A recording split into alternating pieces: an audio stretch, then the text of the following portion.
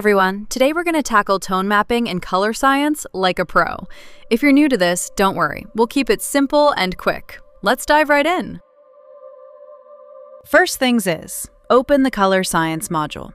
I prefer using the keyboard shortcut. On Windows, it's Ctrl+K, and on Mac, it's Command+K. Now, check out these 3 tone mapping options. They're like the superheroes of color grading. Today we're focusing on AGX and ACES 2.0. Here's what I'm going to do next. I'm going to play with the Post-Transform slider in the bias section. We want to boost the overall luminance, but not so much that we blow out our highlights.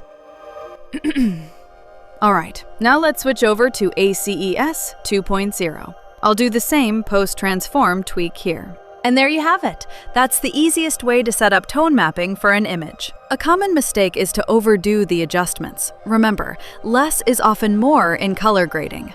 Now it's your turn to give it a try. Share your results with us, and happy color grading! Until next time, stay creative.